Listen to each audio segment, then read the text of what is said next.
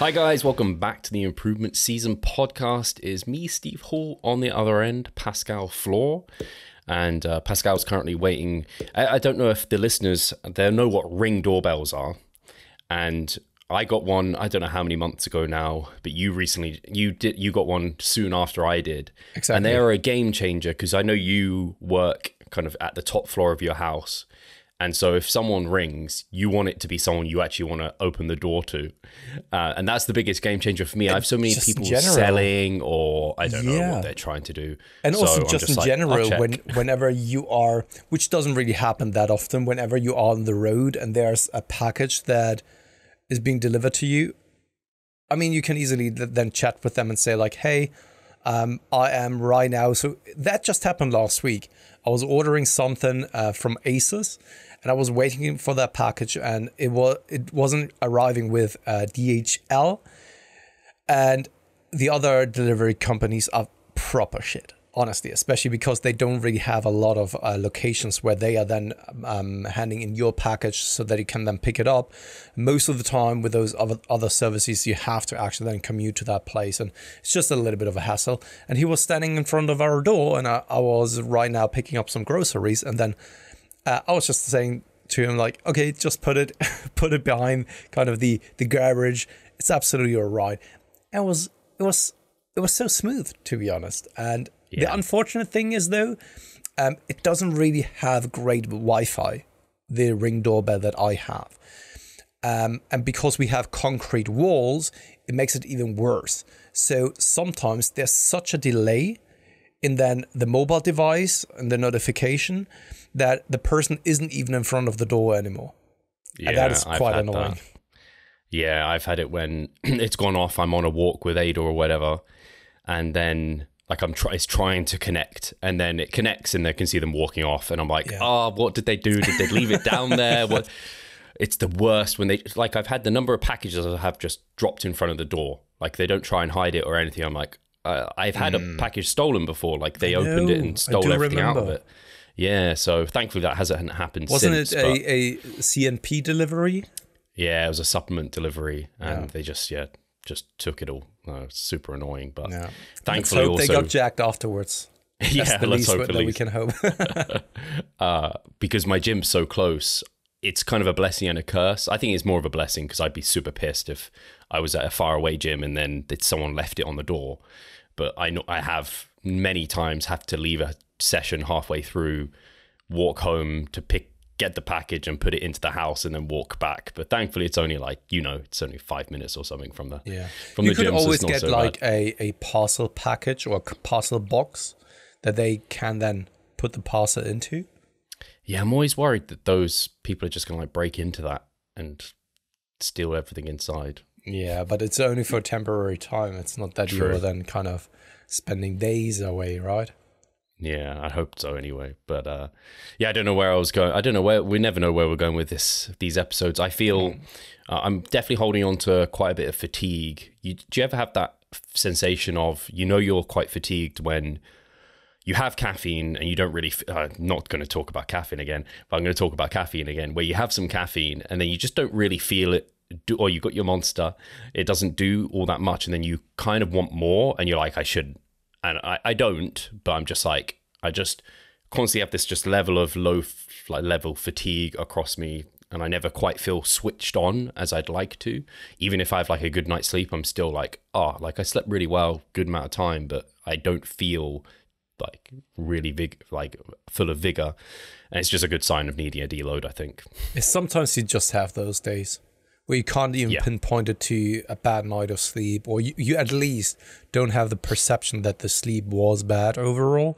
Then you wake up, you have a coffee, and it feels like it doesn't do anything at all. And of course, you don't really want to abuse caffeine in order then to feel awake. I think that's one of the worst things that you can do, theoretically speaking and realistically speaking, because if you do this, if you understand the mechanism behind caffeine, it just makes matters worse.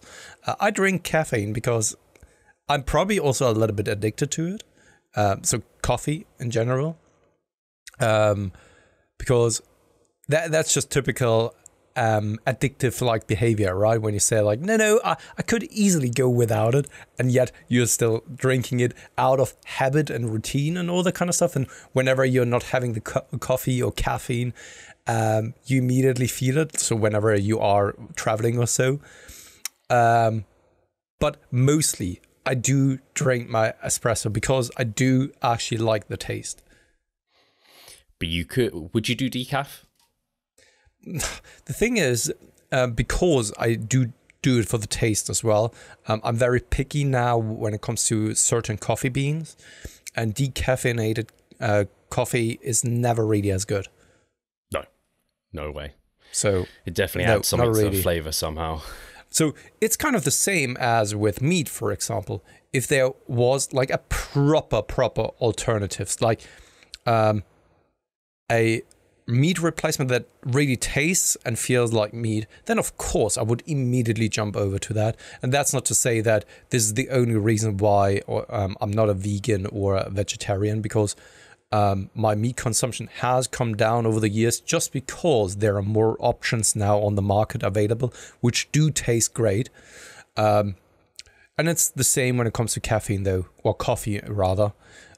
If they could or would have coffee beans that do exactly taste the same as the coffee beans that I prefer, then of course I would switch over, because why wouldn't you, especially with the argumentation of like, I'm doing it for the taste. Yeah, no, it's kind of like a good example would be doing like a Coke Zero versus like a full fat Coke. It's like, why wouldn't you just use the Coke Zero when you don't get the negative, depending on your situation, of the calories?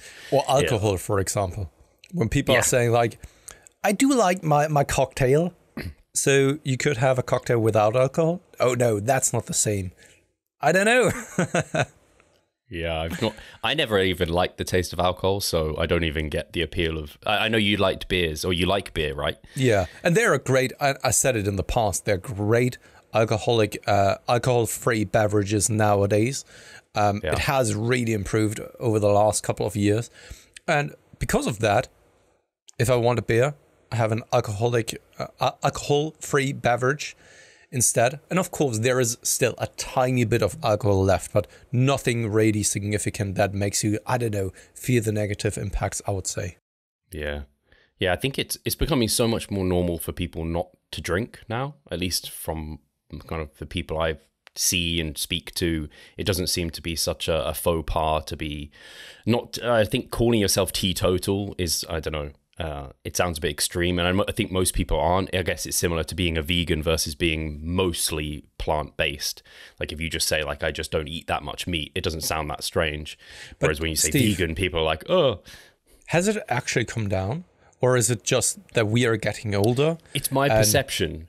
Yeah, because it is also my perception as well. But whenever I'm then walking around, or especially watching things such as the trash TV stuff, everyone's smoking there, for example, right? And I have the perception that smoking in general has come down significantly. But is it just because of my environment that I'm in? I am older. I surround myself with, of course, people who are mostly at the same age, have the same priorities and interests. And I'm not anymore in those environments that I've been in like earlier in my life, such as especially like music, partying and all that kind of stuff. And because the change of my environment, was this the reason that my perception changed, or has it really changed that people are smoking less, drinking less alcohol, or is it just like, once again, our perception? Yeah, it's hard to say. I can say vaping has definitely increased massively. It's hard to walk around London and not like be behind like 3 or 4 people that are vaping. And yeah, that was a recent frustration of mine, where I was just walking down this straight with Ada and he was in front of me just vaping, and these puffs of smoke would just come into my face. And I'm like, it smells good, but I don't want to be consuming kind of secondhand vape, just like I wouldn't want secondhand smoke. So I'm going to cross the road. I don't know where I was going with that discussion, but it felt like same. These things are becoming more normal. Yeah, and I do still remember the days where you could smoke in the bus or in the cinema. It was crazy, actually. Restaurants. So the bus drive. The smoking area in restaurants, right? Yeah. The bus drive from my home to school was always kind of 45 minutes, right? And I was super young, and right in front of me, behind every kind of seat, there was still a small, what is it called again? Ashtray. Exactly. And it was always filled with cigarettes.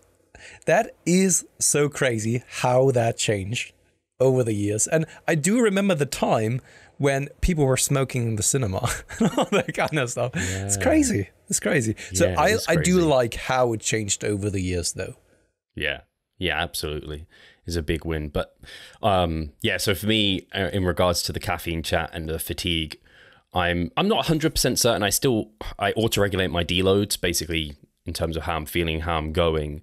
And last mesocycle, I stretched out I managed to go for 7.5 weeks, kind of.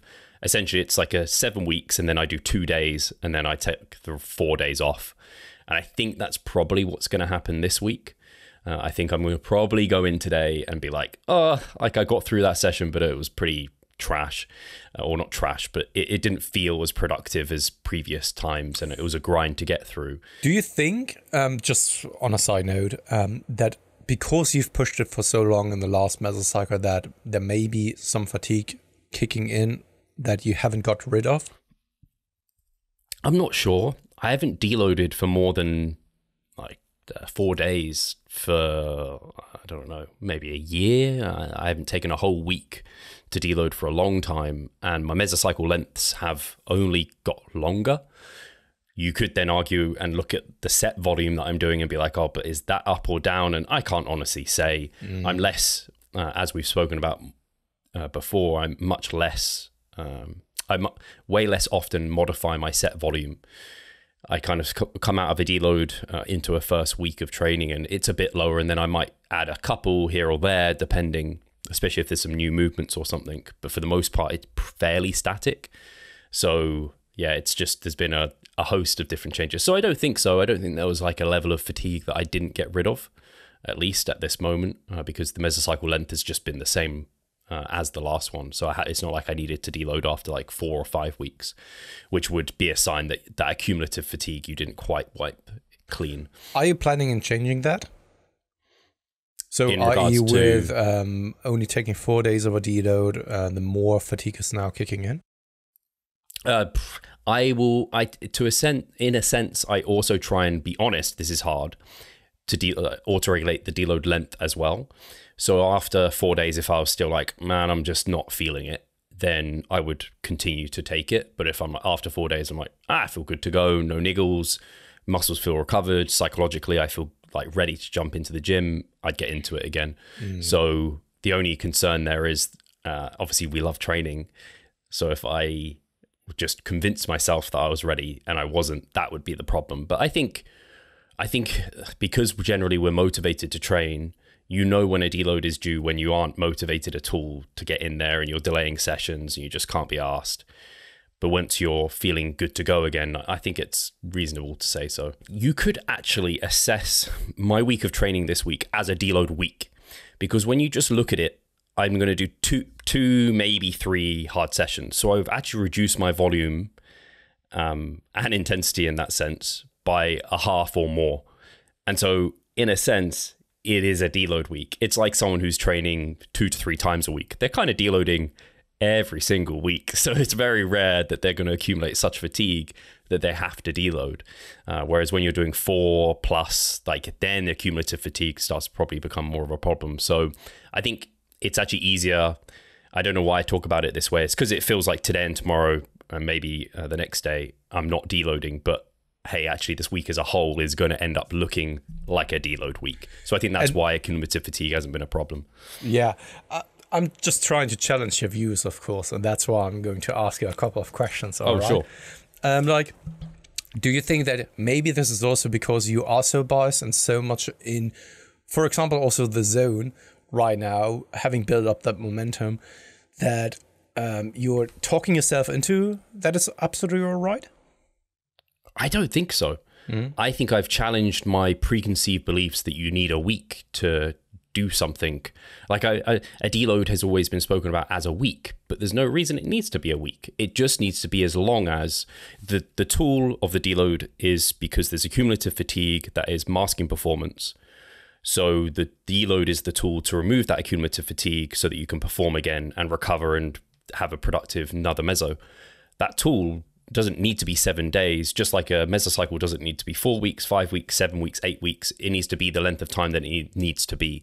So I think I'm just being better about individualizing my tools. It's similar to RARs. I used to have like this blanket 3 or 4 RAR week 1, just go. Whereas now I'm like, why would I do a 3 or 4 RAR on like a calf raise? Really? In the past, I could make arguments for it, but when in practice and I go through things, I'm like, the SFR of a 3 or 4 RAR is like so low on both ends. Let's just push a bit closer to failure. And then the fatigue really isn't that much worse. So I'm just getting better at being more appropriate with my tools. I think like any good trade person, you get better at using your tools and using them appropriately. And that's how I feel like I'm becoming with deloads. And not framing them as they have to be a week. Although, like I said, it kind of is in some sense, because my volume is at least getting slashed in half. I very much liked that approach and can resonate with that deeply, because I can't recall the last time that I took more than a week, or kind of a week of a deload. The last year or a little bit longer, I always have taken somewhere between 4 to 7 days. And only 7 days if I was on, for example, holiday. But even on holiday on Mallorca, I was training. So I can't even recall the last time that I took like an entire week away from the gym. And this is mostly due to then just learning to listen to what it is that you can and cannot do. And furthermore, detaching yourself from generic advice that you find on the internet. And funny enough, Steve, we've talked about kind of purchasing some technology like cameras, lighting, and all that, especially lenses.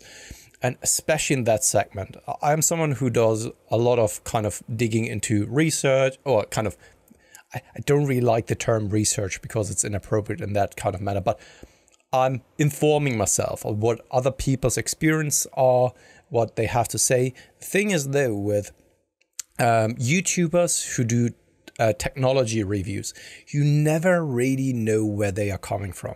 So i.e., whether it's a sponsored kind of video, whether they have been giving the equipment from the company itself, whether they have any kind of obligation of only talking positively about the product, and also how long they've been testing it for, because there's a complete difference to testing it once and just giving your opinion about it, or having worked with it for a longer period of time and then be able to really talk about it. And there's this one specific YouTuber, I so much appreciate his content, because he is like just talking about practical application. And also, he's not really fancying cutting his videos. If he's talking and there is some kind of a hiccup, he just leaves it in, right? And I very much appreciate that he's then basically talking like, mate, don't listen to the bullshit that other people are saying. Like, this lens is fantastic. You won't really notice any kind of difference in terms of like the fast zoom and all the kind of the fast auto tracking features and all that kind of stuff, right? For 99% of the people, the difference between those lenses you already notice, right? And he's a professional videographer who's doing video weddings and all that kind of stuff, and I very much appreciate that kind of honesty. And I think it's kind of the same when it comes to fitness advice as well. Theoretically speaking, especially also when we are talking about, I don't know, lengthened partials, how to program, how many sets to do, when to deload, those are all theoretical concepts.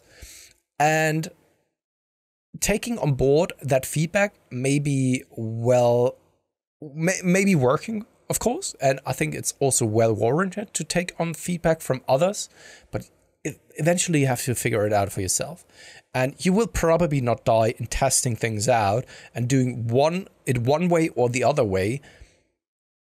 You will probably not even notice the difference, right? So just to give also a practical real life example, one of my athletes, I've sent over his new block, which is a metabolite block, and he was so excited writing or sending me a message of like, hey Pascal, I know that I'm in the midst of the deload. I'm already 4 days in, and I'm now super excited to start this metabolite block. Can I start here today? I said, yeah, go ahead, do this. And in the past, I know that I would have been more like adamant about like, take the deload, right? And of course, in certain situations, I would still go down that route, such as, I don't know, you have a tight schedule, that person is in a contest prep, and I know that if he's not really respecting the rest times or rest periods as well, it can easily bite them in the ass like later down the line. But in a situation like this, he's in a gaining phase, he feels absolutely fine, he's excited, so go ahead and do this. Yeah, it's that sense of listening to your body a bit more. And I think that is a really important role of a coach, is to educate your clients on how to listen to their body and make the right calls for them. Because like you said, when you are starting out, there's so many rules of thumb online and generic advice, which can be useful, but it can get you so far. And then it starts potentially, I don't think harming you more than helping you, but it certainly isn't helping you as best as possible, which is where coaching comes in. And then you get someone to assess how they truly doing.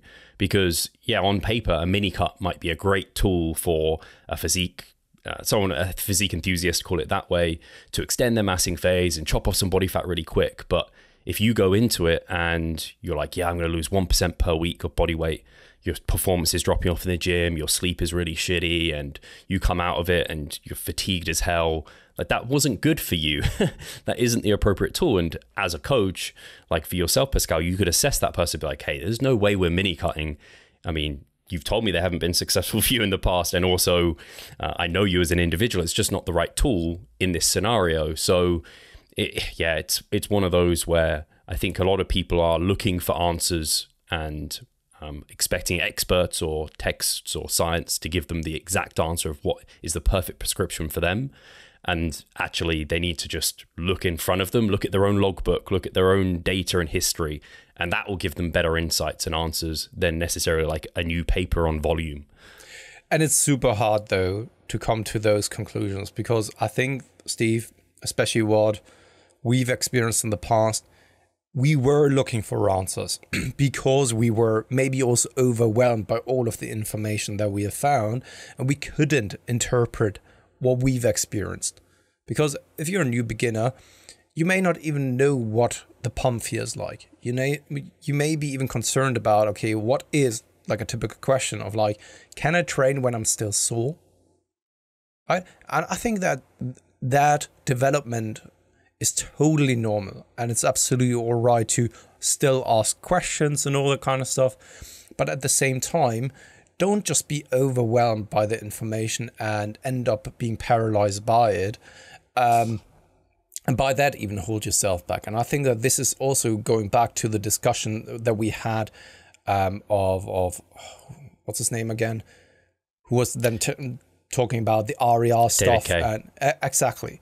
It's not about David Kay, but more so the theory behind it. And there is definitely some truth to it, but because there are probably a lot of people who take this as a cope out, as an excuse of not needing to push to zero RER, for example, because it is uncomfortable, right?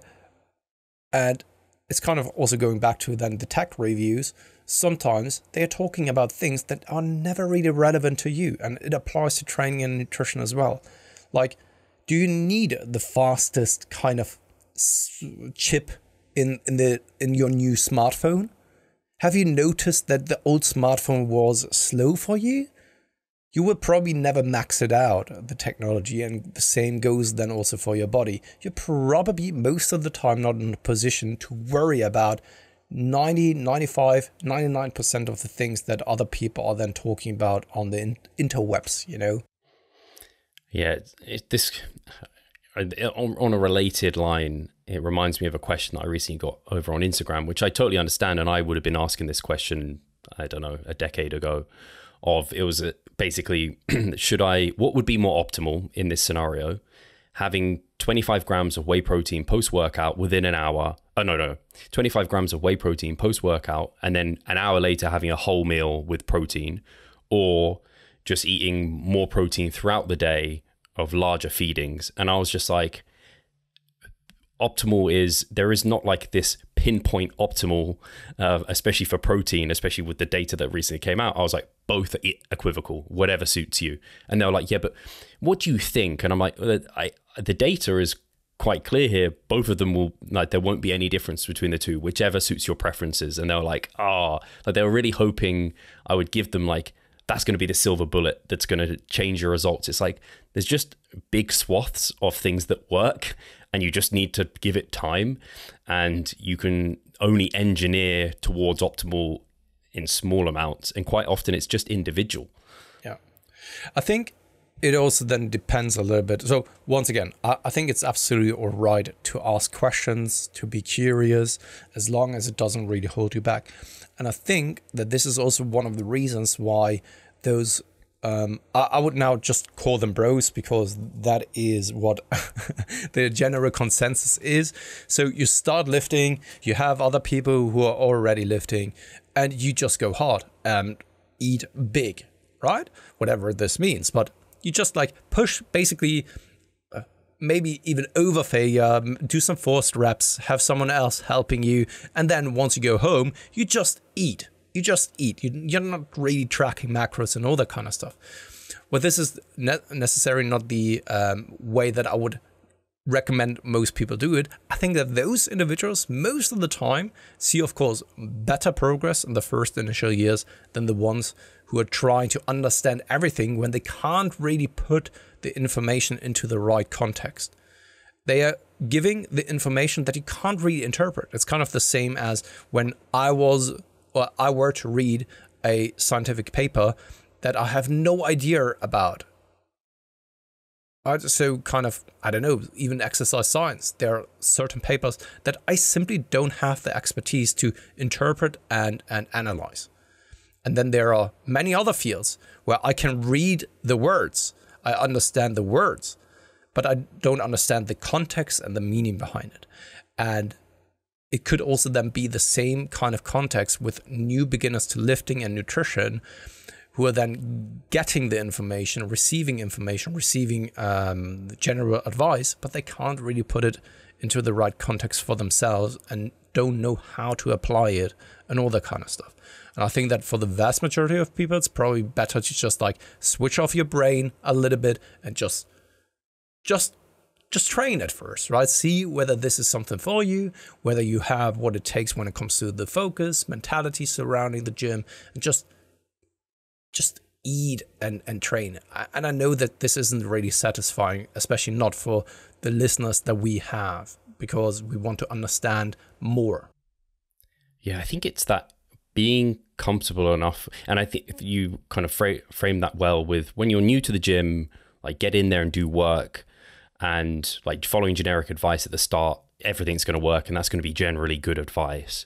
But past that point, you have to get comfortable when you've learned more about yourself, to be comfortable with potentially being wrong and not being perfect, because perfect is pie in the sky, optimal is pie in the sky. Like I said, there's large, like, so long as you're within these bumpers of what we know works, you're really in a good spot.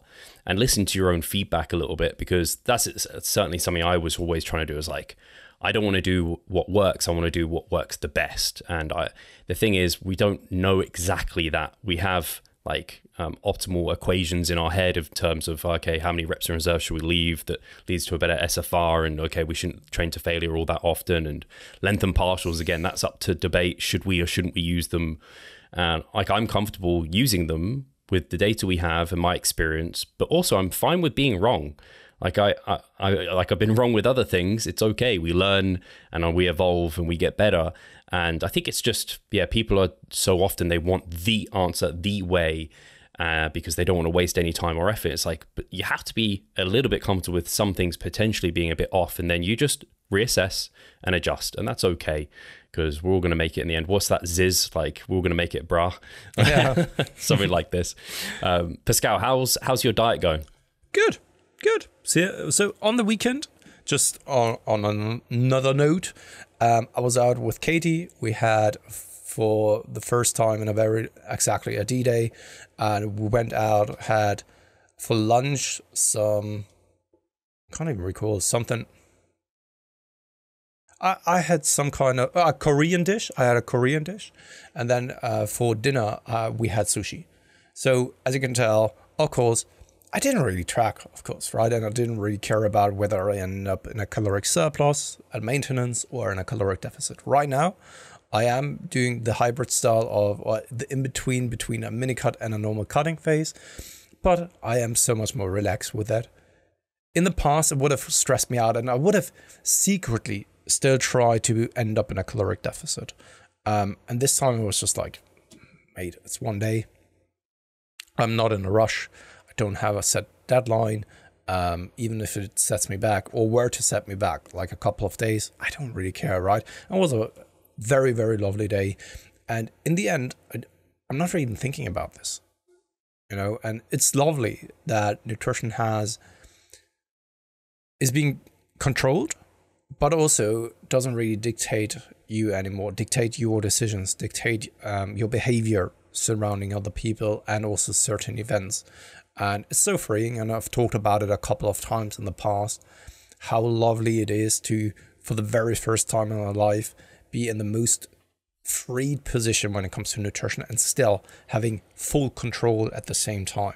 Do you not see the progress you would like? Are you sick of writing your own programs? Or perhaps you need some accountability in order to stick with a plan? Then it's time to start working with us. We at Revive Stronger offer a truly personalized coaching service. You'll get more than just an email with some macros or random cookie cutter program. With Revive Stronger, you will be the center of our attention. You will receive your own fully individualized training protocol alongside a customized nutritional strategy. We created the coaching around your needs, wants, personal preferences, and your own unique lifestyle. Every single week, we delve into your program in order to make appropriate adjustments so that we get the most out of your time and the best possible outcome. We help both female and male athletes to seriously change their body composition by adding more muscle mass and decreasing fat tissue. No matter if you're a competitive bodybuilder or just want to look better, if you need help with your progress and taking your physique to the next level, our coaching is for you. It's time to make a change. Sign up today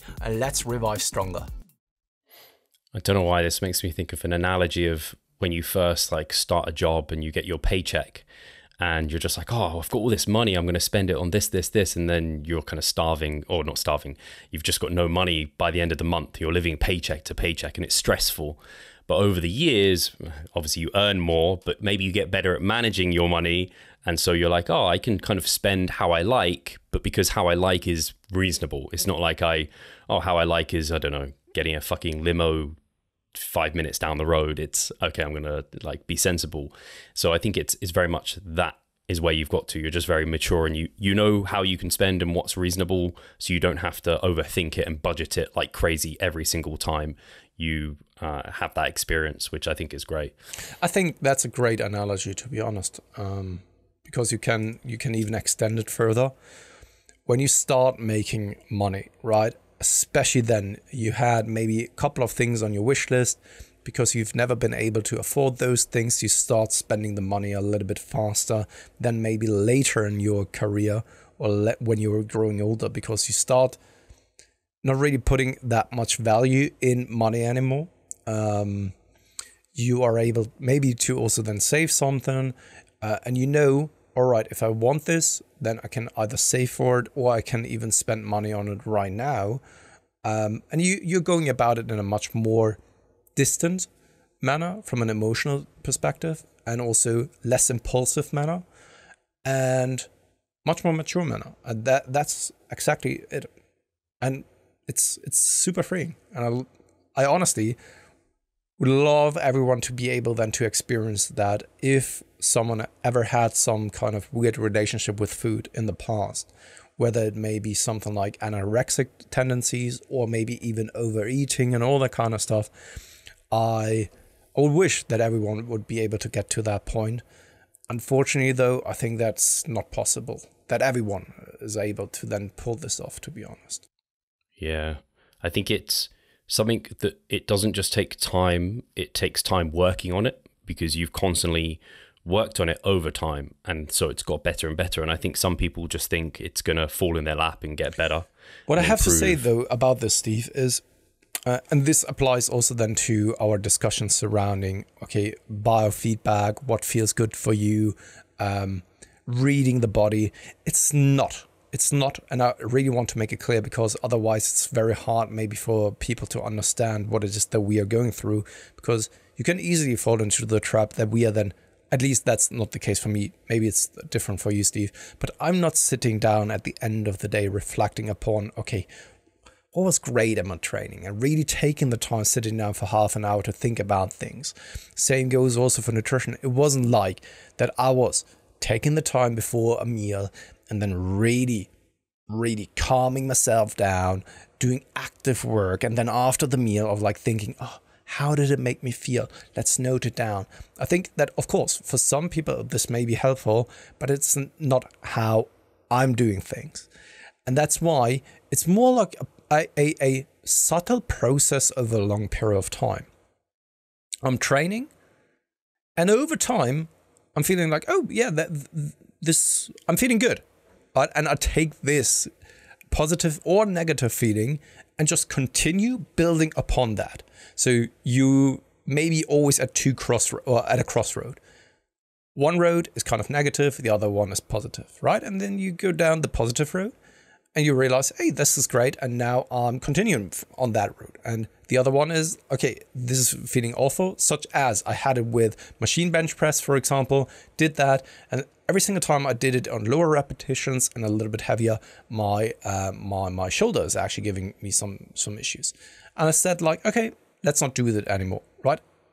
And this is how you're then building upon your experience. And the same goes then for nutrition as well, where I'm like, okay, low caloric ice cream does make me feel bloated, and it doesn't really make me feel good. And it's also costing money. So let's not do this anymore. And for me, it's easy because I have the mentality of like an on and off thing. I can easily do, it's an all or nothing approach, which is of course not always the greatest, but it's for me the way that I like to do things. And it's also easy for me to do this. And this is then where I'm building upon my journey and figuring out, okay, what works for me and what doesn't. And I'm not really looking back and be like following a journal in order then to figure things out. And then I'm going back, looking at my journal and seeing some patterns there. That's not what I'm doing. Yeah. I think it's, if I was trying to analogize it again, it's like driving a car or something, or a motorbike, or whatever it is. Like when you're first, like you don't, I don't know, read over the rules again and go over your exam results and all of this, or reflect upon that journey and all of this. You go through it every single time, and you just pick up habits that are good and productive, and you drop the ones that aren't. Yes. You just get better and better. And maybe you drive down certain journeys and paths and you learn, okay, actually that's a bad way to go. Even if the sat nav says so, I'm going to go down this because my experience says this is a better route to go down. Yeah. So I think and sometimes it's even a subconscious decision. Yeah. Where I'm not even actively thinking like, okay, this was good and this was bad, and that's why I'm going down that route. Sometimes it's just like you're making that decision subconsciously because you know that it felt good or bad. And I have to bring this up because you mentioned low calorie ice cream. So I want to just bring up the Ninja Creami because I've had it every single night pretty much since I started using it. All right. And I've got my recipe now. So I follow the same recipe basically every time. It's a scoop of protein. It's like 30 grams of protein powder. What flavor? Whey concentrate works better than whey isolate, because I think it's got more thickeners and it's got like some fat and lactose in there that makes it a bit better. But I use whey isolate often because I don't like whey isolate in oats, and I'm making my way through it. It's chocolate flavor, I think, some sort of chocolatey flavor. But you do need it to be quite sweet. So I add in extra flav drops or whatever sweetener you want. I add in some sweetener, 250 mils of skim milk I put in, and then a banana. And that's all I do. And that leads to a nice, delicious, low-calorie, high-protein ice cream. No xanthan gone or something No, like this? I'm not fucking around with that shit, mate. I learned my lesson there too. When the protein fluff, I can't handle xanthan gum. I did buy, and I regret this. This was stupid. Lots of people add Jello, like sugar-free Jello powder, and obviously it's not here in the UK. I tried. We have like Angel Delight but it's not the same. So I bought that and I tried it. It didn't really do very much. So I was like, okay, I'm going to just buy some Jell-O. So I just put it in my basket, Amazon, bought it. Little did I didn't really reflect upon this, and this was a bad error. It cost like £8 for like this tiny little box of flipping Jell-O. Wow. Yeah, now I've realized I'm not doing that ever again. Even if it worked really well, I wouldn't have done it again. But it didn't really do that much. What do we learn from it? Steve is rich. I just don't pay attention to my finances in some situations enough. I had it in my basket for ages, and I just thought it was going to be like 4 packs of it, because I was like, by that price, surely. I just didn't double check it well enough. I was just like, fucking, I'm buying it. That is exactly what Katie is doing, and I'm giving her shit for it at times, because she's overpaying for stuff that she doesn't really need, or that she could get much cheaper, but she doesn't really do the due diligence of checking things. Yeah, so I should have checked that one. But the Jell-O, I didn't find it really did anything much, so I'm not bothered about that. So just the banana, protein powder, milk, freeze it, spin it. Oh, and I don't, just for the people who have a Ninja Creami, they know what I mean.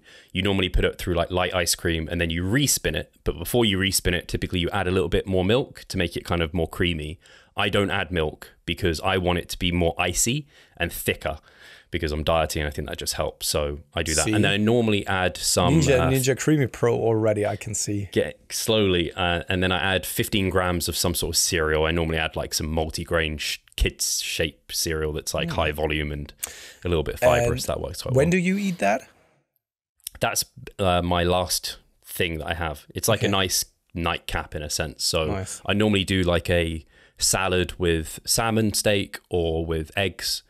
And it's cucumber, tomato, and pepper for those interested. And then I have this on the side. If I have some extra carbs, sometimes I have like some sourdough toast or some, and I try and make it sourdough because that has a bit more fiber and it's a bit more, I prefer it's tastier. Or I have some like potato or something with that salad. And then I'll have the Ninja Creami at like, a couple of hours before bed. Sounds good. You should do a post about it, because people will be asking you about kind of the recipe. People love nutrition. I've been posting up more meals because people just love it. Every time I post a meal, it doesn't matter if it's off season, any phase, people love seeing what you're eating.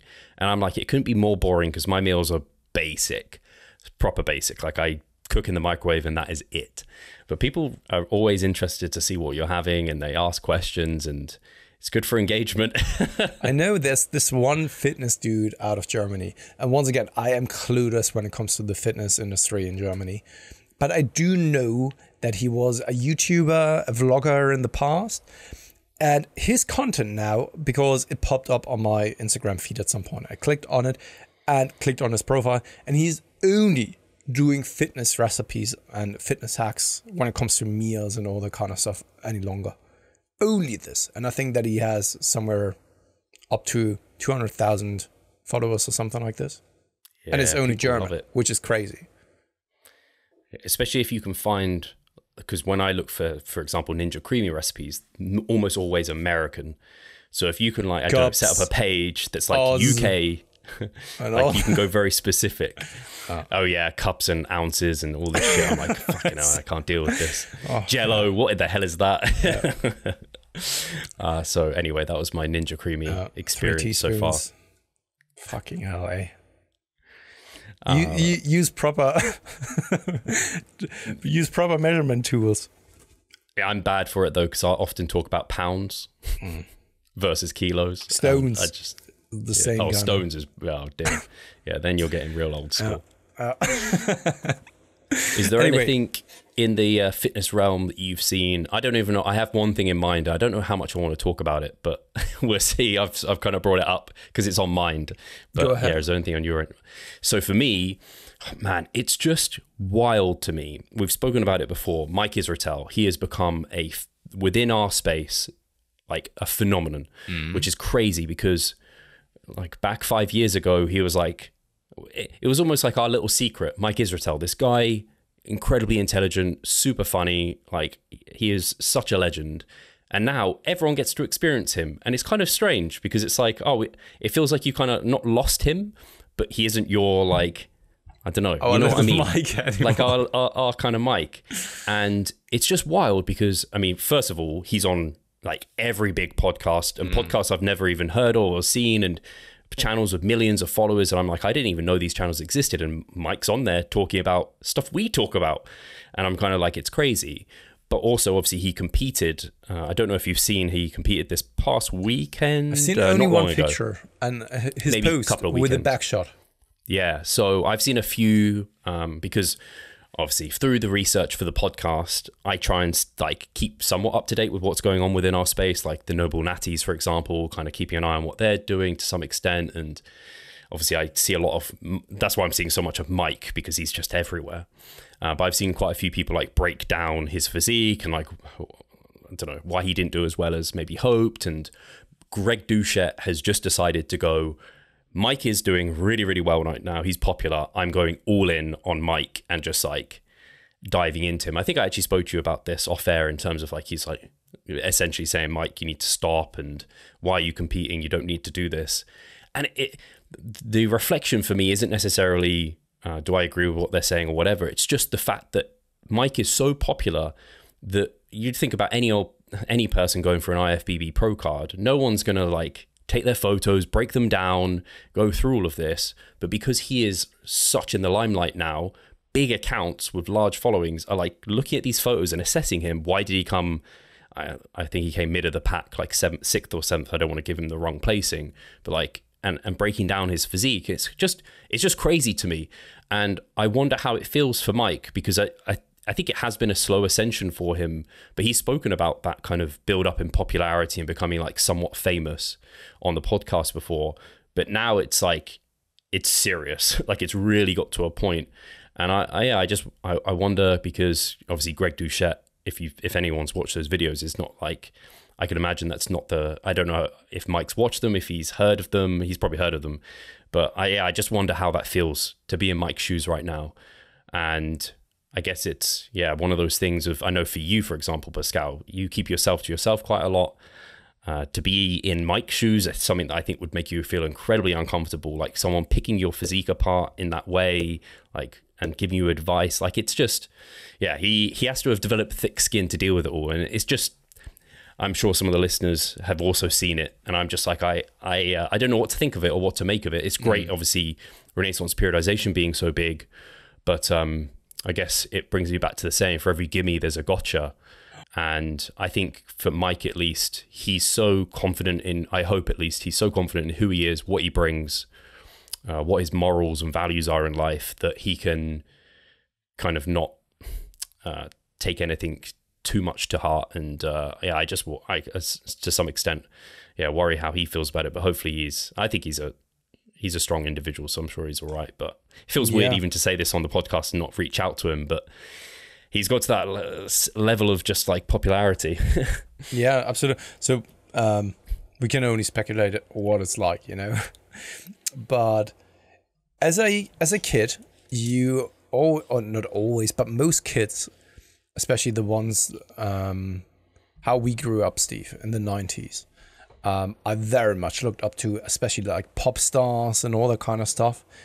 It was the dream, right? When MTV was still around, being famous really meant something special back in the days. Now, of course, it's a little bit of a different thing, because you can be famous in certain areas due to then social media. You can have a big following, whereas no one else actually knows about you and all that kind of stuff. But I think most of the time, you first and foremost become a target. When you are, the more well-known you are, the more of a target you become.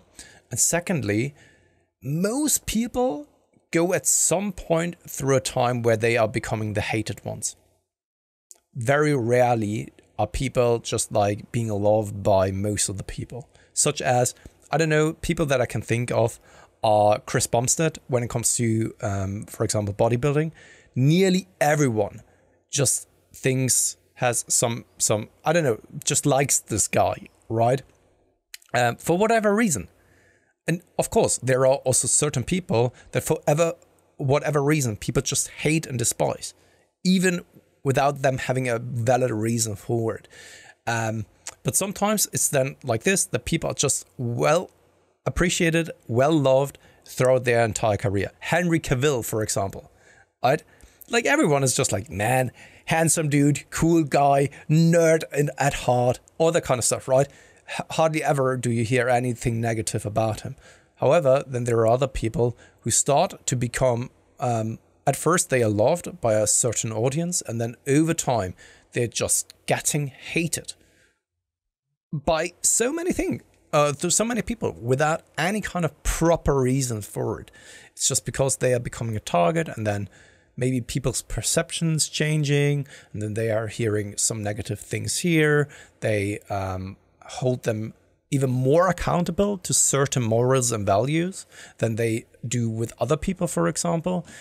And most of the time, the lifespan of more famous people nowadays is pretty low, or pretty short. And then it could be that they are then out of the limelight for a long time. Then they are coming back, and then they are once again very much well respected and loved, because they've been away and had to deal with such a hardship, and only the people who really do care about that individual find them cool then once again. Yeah, I think it's what's happening with Mike to some extent, I think is similar to what happened with Sam Sulek, where Sam Sulek just exploded. He was the most famous kind of fitness content producer, and everyone was just producing takes on Sam Sulek. It was just all reaction videos to him. I don't think anyone really was necessarily hating upon Sam so much. Maybe, like, I don't know, Jeff Nippard critiqued some of his technique on stuff or something. I think it's probably similar here with Mike, where I don't think people are necessarily hating on him as such, but I really think it's giving not the him time right now. But I'm just saying it could very well be.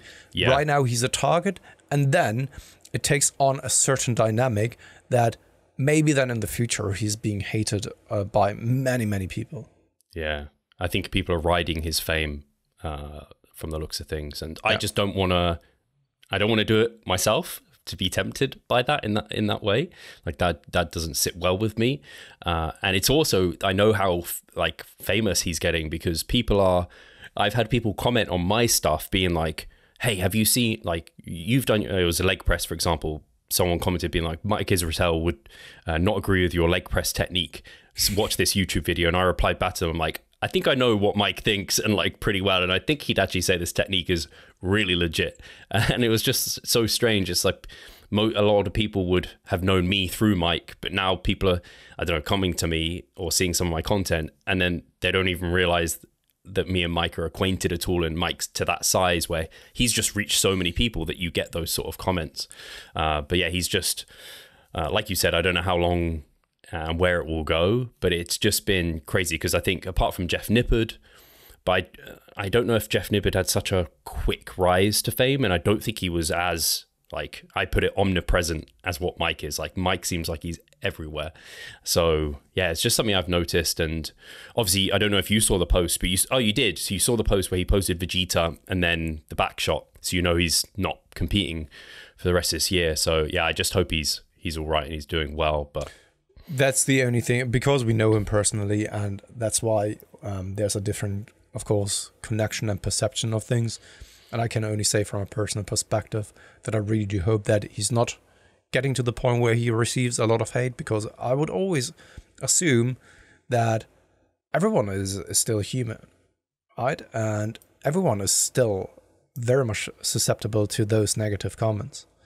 Even if you're a strong individual, it doesn't really go by easily on you, and it still sticks and nags on you, right? And at some point, if your entire foundation is so much crumbling because so many people have been nagging on that constantly with the negativity, I think that it's not surprising that a lot of people are getting to the point of burnout when it comes to being a content creator. If you have to deal with those negative people all of the time. I think it's also one of those scary things, because Mike has been very honest about his steroid use now. Because you remember, he would always talk about his special sports supplements. Yeah. I don't know when that changed. Like, it was a few years ago where he started to be much more open about it. But now he's being very open and very personal, which I think can be really helpful for people, because I don't think people talk super honestly about those sort of things. And there's many things I can think of where people don't talk super honestly about it within bodybuilding and comp prep. And he's kind of being punished for it in some ways, where people are using those words to, in some ways punish him. And it's not nice. And yeah, he might have to manage how he talks about things differently, and I guess it's a learning curve for everyone. And that's something that he even brought up in the last podcast episode that we had with him, or like what it must be like for ultra famous people that the entire world knows. You can't misstep if it comes to things that come Picking out your of nose your on the mouth. airplane. Yeah, you have to consider every single word that comes out of your mouth. Yeah, it's crazy, you know, to live like that. Just think about it, that you can't really just like impulsively say something that then is being, especially nowadays, right? It's being ripped to pieces. What did he say?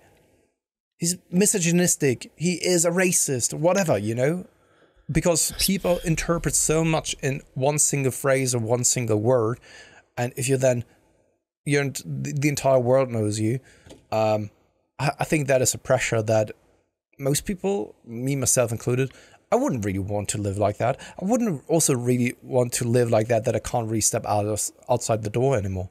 No. I like being at home, you know? Yeah. But just imagine walking through the city and then there's a bunch of people just around you. You can't really step outside anymore. What it must be like. Someone like, I don't know, you are Ronaldo. You can't live like a normal person anymore. Yeah. And I think that pressure is just insane. And it's a cost that many people easily would say like, yeah, but he's making millions and all that kind of stuff, has this glamorous lifestyle and all that kind of stuff. And I don't really know whether it would be worth it to me, to be honest. When I was younger, I would have easily said like, yes, of course. Yeah. But now that I'm older, that I have like also kids at home and all that kind of stuff, I don't know. Yeah. It makes me think of this clip I saw of Justin Bieber. And it's like he got to his house and there was like girls who were like camping outside, and he basically was just like, guys, this is my home. Yeah. Like, I'd really appreciate it if you didn't hang out here. Like, this is my safe place and where I come to be myself. And they were just like blindly looking at him, and they were like, can I have a hug? And he was like, no, you can't have a hug, and walked in. And it's just like, man, people are they don't ever think of the person behind. Like, I think with these reactionary videos and things that people are doing, where again, they're reacting to some of the stuff Mike's saying, they're not really thinking about how that might impact that person. And maybe it's not for them too, but I don't know. I mean, if it's a scammer that is being exposed or so, then I have no sympathy for that individual whatsoever, right? Someone who is building their wealth upon the corpses of thousands of people. Sorry, but I have no sympathy for that, right? Yeah. But someone like Mike, he really puts out legit content, legit recommendations, all that kind of stuff. And now, of course, he is taking it a little bit more down the route of entertainment. I think that's totally all right. He's not the person who then each and every single video tells you about his new course that you can purchase in order then to become wealthy or anything alike, you know? And I think that differentiating between that is also very important.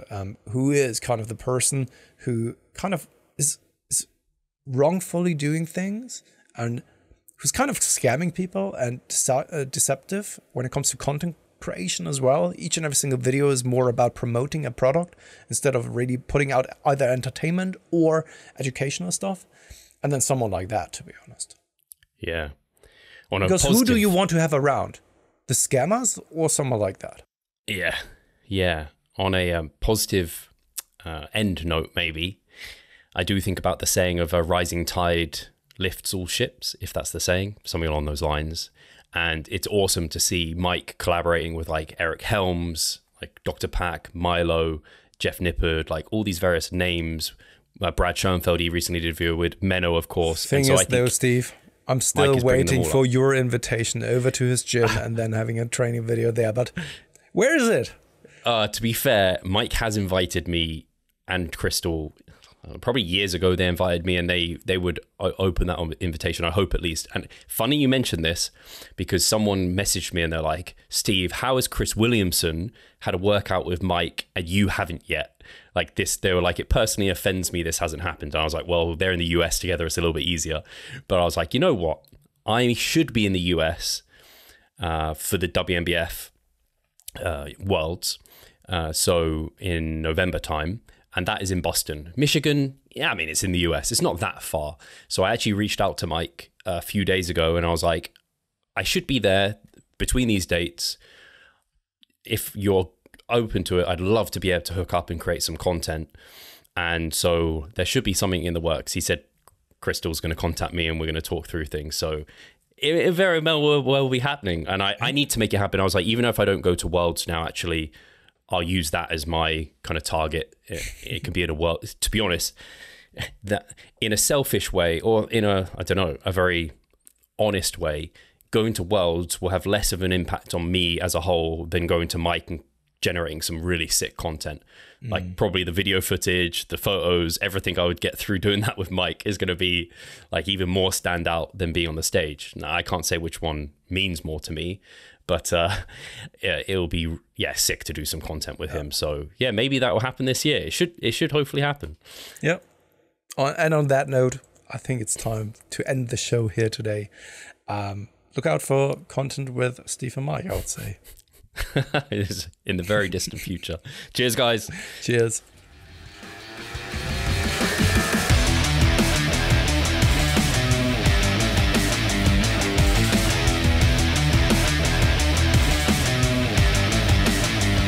Losing weight fast while maintaining muscle mass. Sounds too good to be true, doesn't it? It isn't though. It's reality and we know how to do it. And we will help you achieve this. The Minicut Movement is an 8-week fat loss program to make you lose a huge chunk of fat while maintaining muscle mass at the same time. We will support you from the beginning to the end so that you see the results you would like to and come out of it much stronger. You'll receive a fully automated spreadsheet that is based on your nutritional needs. You can choose between 6 different male and female training templates. Over 30 videos will guide you through each and every single step of the Minicut so that you're getting the most out of your journey and that you always know what to do. But the best thing is that you can start whenever you want. The Minicut Movement is open 24/7. So if you want to learn more or you're ready to sign up, hit the link in the description below. So let's revive stronger together.